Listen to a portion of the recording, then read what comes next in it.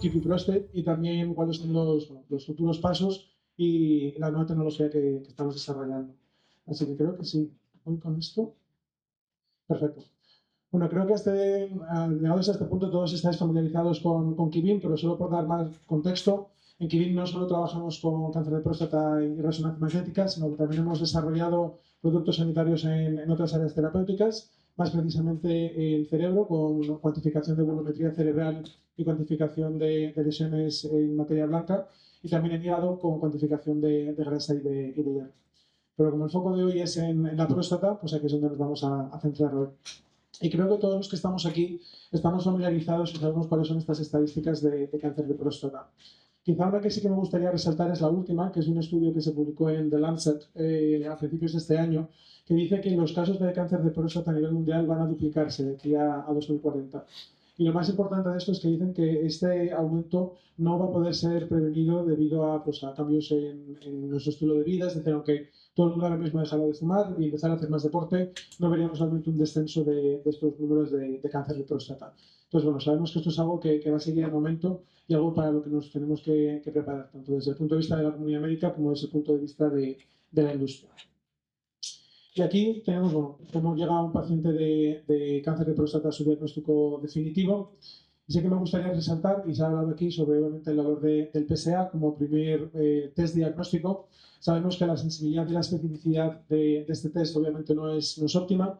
Y os invito sobre todo a leer el primer estudio publicado por University College London, donde hicieron un estudio de screening poblacional comparando PSA versus resonancia magnética más biopsia y vieron que no solo la especificidad del PSA era baja, que era algo que ya se conocía, sino que incluso uno de cada 3 pacientes con PSA negativo realmente sí tenían cáncer clínicamente significativo. Entonces, bueno, sabemos que obviamente el screening o el cribado poblacional de cáncer de próstata es algo por lo que podemos estar hablando durante una sesión entera, pero no es el objetivo de esta charla. Y luego, bueno, tenemos obviamente el papel de los radiólogos, ¿no? donde entráis vosotros. Y creo que no hemos todo obviamente que recordar ni explicar lo difícil que es diagnosticar de manera con certeza un cáncer de próstata, lo largas que son estas lecturas. Pero sí que me gustaría arrojar algunos datos sobre la concordancia que hay entre radiólogos a la hora de dar esas escalas en la escala de Pirrets.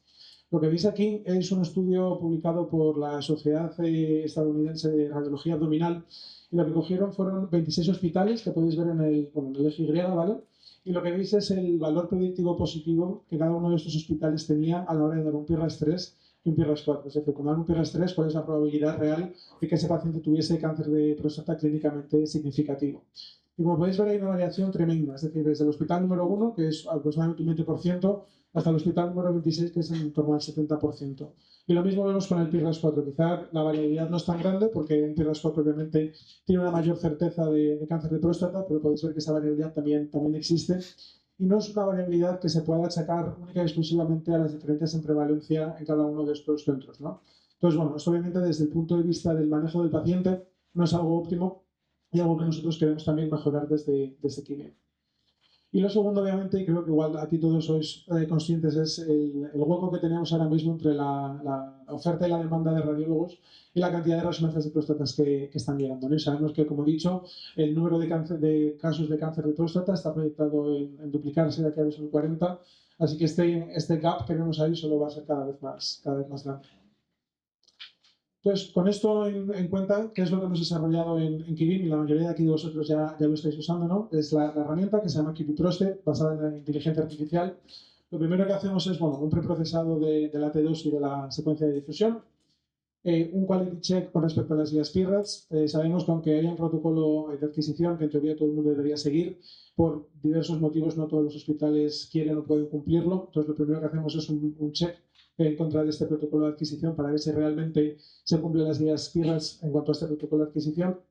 Segmentamos la próstata, delineando la zona periférica y transicional y, como habéis visto en la sesión de esta mañana, hacemos una detección automática de las lesiones que son sospechosas de ser cáncer de próstata clínicamente significativo. Creo que había algunas preguntas en cuanto a cómo se interactúa con esta herramienta. Como habéis visto antes, en cuanto al PAX, lo que se envían son capturas secundarias, donde podéis ver tanto la segmentación de la próstata y de las vesículas seminales, como de estas lesiones automáticamente detectadas por el software. Desde nuestro punto de vista, nosotros no dictamos, el radiólogo tiene que leer antes nuestra lectura y luego hacer la lectura que ellos harían normal. Si primero se tiene que hacer una lectura ciegas y luego comparar con lo que dice Keep Prostate, pues desde ese punto de vista nosotros damos completa libertad para que sea el usuario el que decida en qué orden debería mirar ese tipo de información. Y si levantamos un poco la tapa, ¿no?, del software y vemos realmente qué es lo que está pasando dentro de esta inteligencia artificial, realmente lo que estamos haciendo son tres pasos, ¿no?, tres procesos. Como os he comentado antes, nosotros trabajamos única y exclusivamente con la resonancia biparamétrica. Cogemos un axial T2 y cogemos la secuencia de difusión. Con esta secuencia de difusión generamos un B1400 y un mapa de ADC. Entonces cogemos la T2, el ADC y el B1400 y lo juntamos todo dentro de este algoritmo de inteligencia artificial. Como podéis ver, segmentamos la próstata y lo que hacemos es, dentro de la próstata, un primer paso que se llama clustering, que podéis ver aquí. Y aquí realmente lo único que estamos haciendo es pedirle a la inteligencia artificial que nos delinee o que nos pinte todas las lesiones que ve dentro de la próstata, independientemente de si son cáncer o no. Es decir, se lo podríamos dar a un estudiante de medicina o incluso a un niño de 15 años y decirle, dibújame todo lo que veas, nódulos hipertróficos, zonas de prostatitis, lesiones que sean potencialmente cancerosas. Nos lo dibuja este primer paso de clustering. Esta parte es relativamente fácil. Pero aquí viene la parte difícil, que es clasificar de todas las posibles lesiones que tenemos aquí, cuáles realmente son sospechosas de ser cáncer clínicamente significativo. Y para hacer esto, lo que hemos usado para entrenar a este algoritmo es la biopsia, es la anatomía patológica. Y hemos usado tanto las biopsias dirigidas, es decir, aquellas donde el radiólogo realmente vio un hallazgo, como las biopsias sistemáticas. Porque como bien hemos hablado aquí, muchas veces es en esa biopsia sistemática donde sale un hallazgo de cáncer clínicamente significativo que no se ha visto o no tiene siquiera un hallazgo radiológico. Por eso es información que la inteligencia artificial también tiene. Y una vez tenemos esas, en este caso vamos a suponer que son dos lesiones, lo que hacemos es un algoritmo de postprocesado que le da un riesgo. Y ahora hablaré más en detalle sobre qué es este riesgo alto y este riesgo moderado. Como podéis ver aquí, como había dicho, lo que hacemos es coger la secuencia biparamétrica y marcamos las lesiones en dos tipos de riesgos. En naranja las que son riesgo alto y en amarillo las que son riesgo moderado.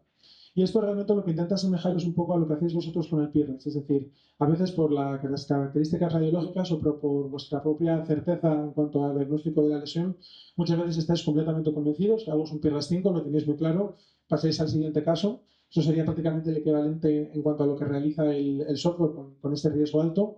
Mientras que otras veces el software, bueno, simplemente lo que se está diciendo es que no puede descartar que aquí realmente esto sea completamente sano y os está indicando que por favor tengáis un segundo vistazo a estas zonas para corroborar si efectivamente son o no son cáncer clínicamente significativo.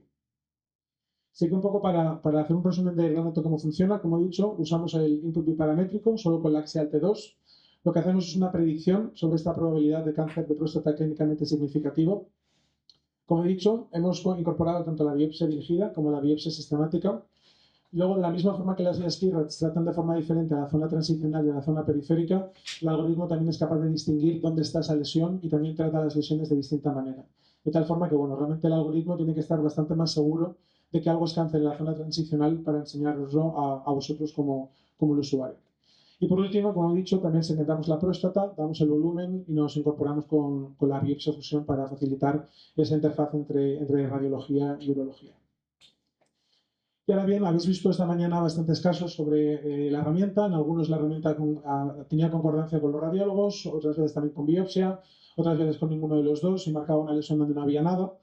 Entonces, realmente nosotros en Kirin dijimos, bueno, realmente tenemos que hacer un ensayo clínico donde miremos si efectivamente esta herramienta está o no está funcionando. Porque obviamente casos anecdóticos están muy bien para bueno, darle vida, ¿no?, y ver qué realmente es lo que está pasando, pero al final es con evidencia científica con lo que progresamos y con lo que somos capaces de seguir adelante, ¿no?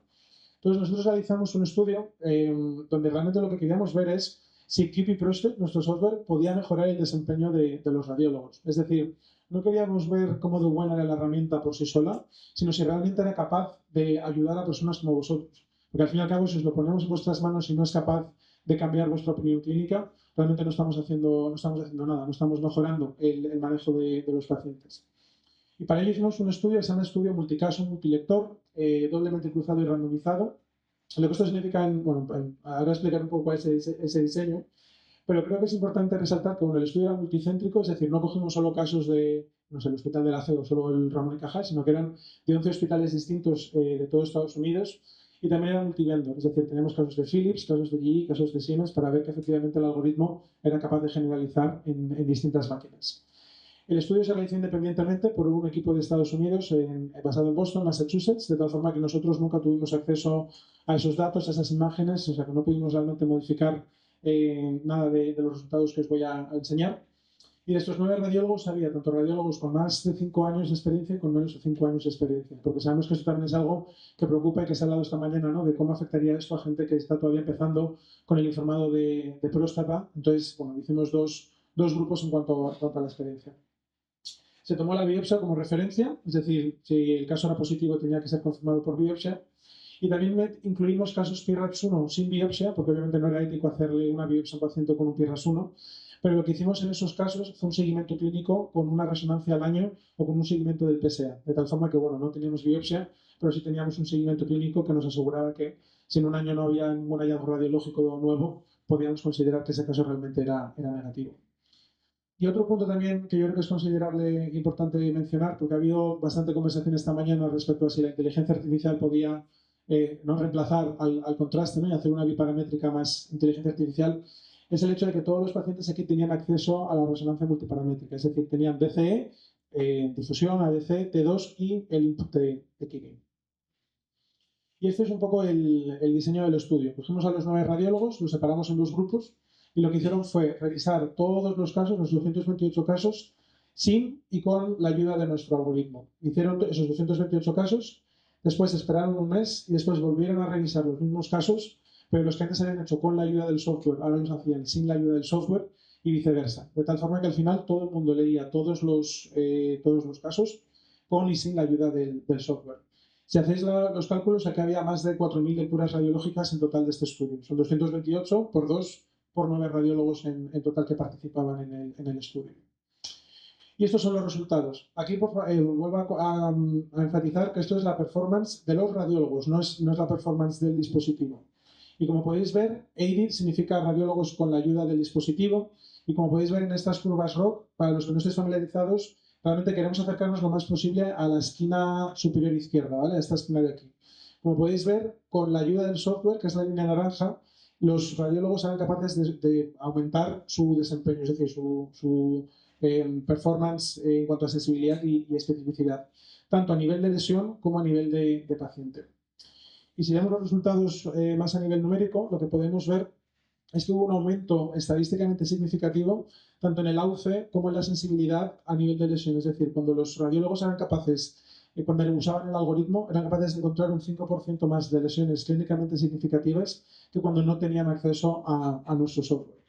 Y obviamente podríais decir, bueno, pero ¿qué pasaba con la especificidad? Porque se han podido empezar a marcar todas las lesiones que veían, ¿no? Y obviamente vas a coger más, pero también vas a mandar un montón de biopsias innecesarias. Pero vimos también que la especificidad, como podéis ver, aumentaba un 2,4%. Es decir, que no empezaban a pintar más lesiones extras por tener que coger más lesiones con la ayuda de nuestro software. Otros datos también que yo creo que son relevantes, uno es la tasa de concordancia. Esta variable kappa la podemos entender de tal forma que 0 sería aleatorio, cada radiólogo ha marcado una cosa, y 1 sería todos han marcado lo mismo para todos los casos.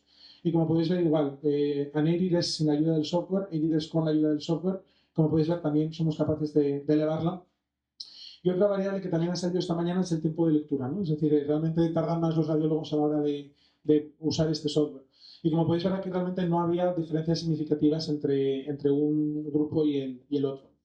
Sin embargo, aquí siempre os invito, cuando leáis papers o publicaciones de este estilo, que seáis muy críticos con el diseño del estudio. Porque, por ejemplo, esto es otro piloto que hicimos en colaboración con Philips, con un centro de Japón. Y aquí, por ejemplo, esto eran solo 3 radiólogos, no eran 9 como en el otro.